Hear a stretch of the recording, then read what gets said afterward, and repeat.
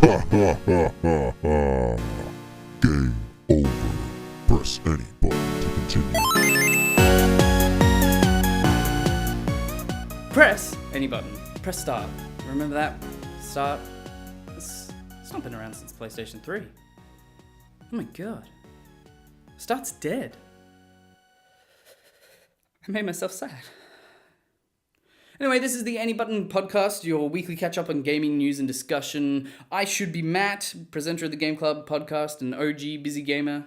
This is the 19th episode. This week we're talking about Doomfist, Independence and Watch Dogs 2, What the Nintendo, and a lot of Crash talk. And so I'll just go straight into Geek Week. The unpresent Ben, who's our usual, he's the CEO of the whole show, he's the boy. He's away partying, which we both were invited to, but he's there already while I'm editing this. Lucky bastard.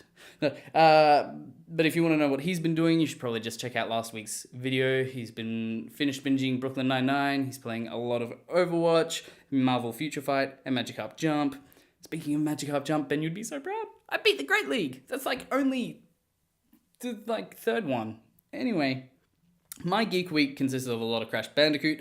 I finally got past the high road and slippery climb, where boys become men. A lot of ARMS as well, and I'm going to say now ARMS is a must-have if you have the Switch. I mean, the game, not the... I think you probably need ARMS to play ARMS, so I don't know, but my big feature for my Geek Week is definitely Spider-Man Homecoming. It was actually really, really good. I think the Sam Raimi 1 and 2 are better in the artistic department, but this stands higher up than anything. What I mean by Sam Raimi 1 and 2 being better is they can say a lot in a single shot, but I think this is just a better film altogether. Not that I'm surprised, because of Tom Holland's performance in Civil War, and not to mention his lip sync of Umbrella. That was amazing. You need to watch that. Just search Tom Holland Umbrella. It'll be good. And so we'll start off with the kicker. Doomfist is finally in Overwatch. That's right. In the PC public test realm, you can play as Akunde Ogundimu, which I have definitely pronounced wrong. Better known as Doomfist, whose fist has appeared in many maps and cinematic trailers of Overwatch. So he's very hyped up. He's got his Seismic Slam, Rising Uppercut, Rocket Punch, his Ultimate Meteor Strike, which looks really cool. He also has a ranged attack, hand cannon, and I bring this up because someone at work came up to me and was like, but how will a melee hero work in Overwatch? And I'm just like, Reinhardt though? But as far as backstory goes, I think it's pretty weak. Doomfist, he's like, yes, you fight to become stronger so you can fight again. And it's like, you're not Goku. You'll never be Goku. But I think everybody is excited to play as Doomfist. I just want some more support heroes now. We have so many attack DLC, additions, I should say. I'm the weak-willed guy who swaps to heal when no one else will, and I want some variety. Give me an evil support character, like an evil witch doctor or something. That'd be good. I think that'd be really good. But that's all my thoughts for Doomfist. I'm sure Ben is going to have so much more next episode. He's probably bought the PC version of Overwatch just to play as Doomfist. And so it was Independence Day, if you're in America. And to celebrate that, Ubisoft did a sneaky patch to get fireworks into Watch Dogs 2 and have a little in-game celebration, which didn't go as intended because many people were complaining about the sound balancing in the game. Apparently the fireworks are really loud, which makes us young millennials sound like really old.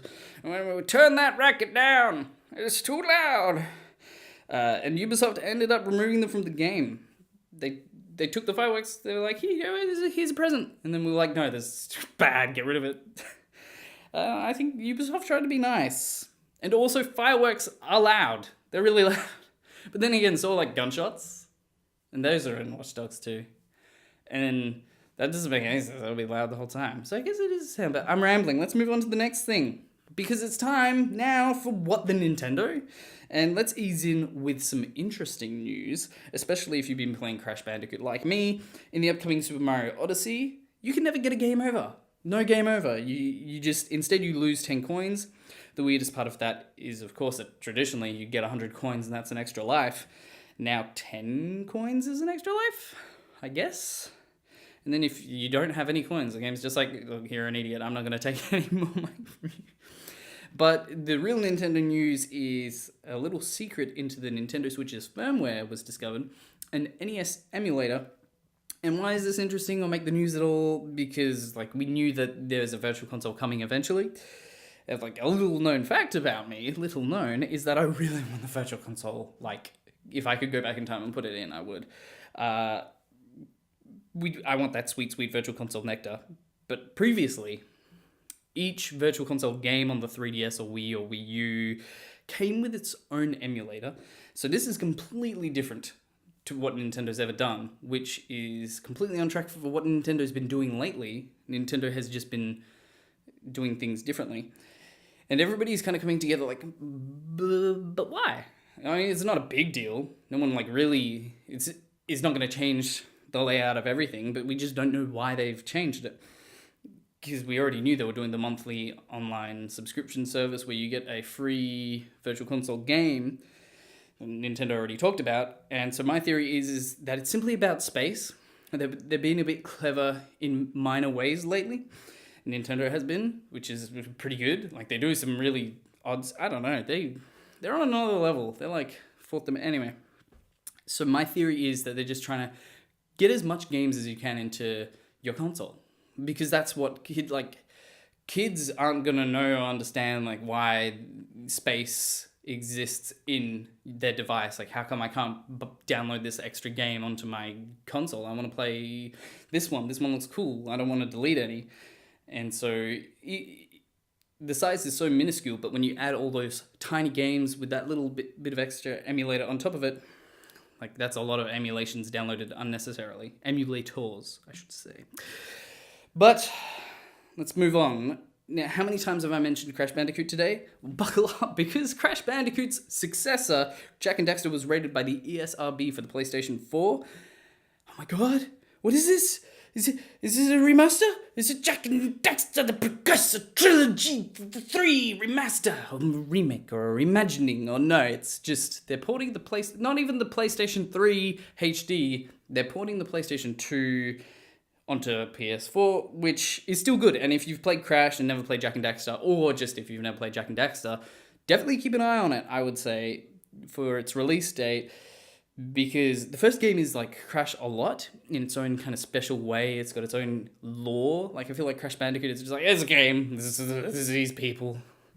This is Polynesians. And then Jak and Daxter actually has its kind of own lore. And then 2 and 3 really come into their own as kind of like a mix between Crash Bandicoot and Grand Theft Auto, which if you don't think that sounds fun, then I don't know what you think does. And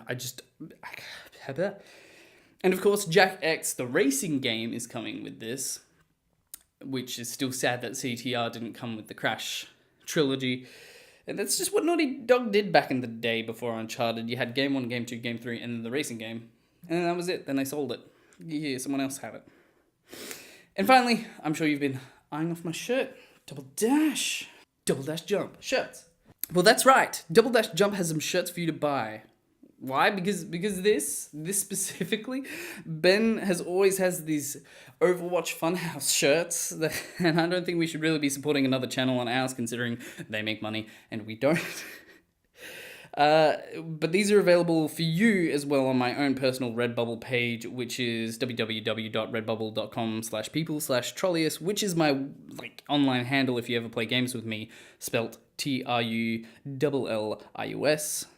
I tried to make some nice artistic ones specifically designed for you to enjoy and help us out at the same time. Like, I want you to buy these for you. I won't ask you to buy them for me. I only get like 1 penny per shirt.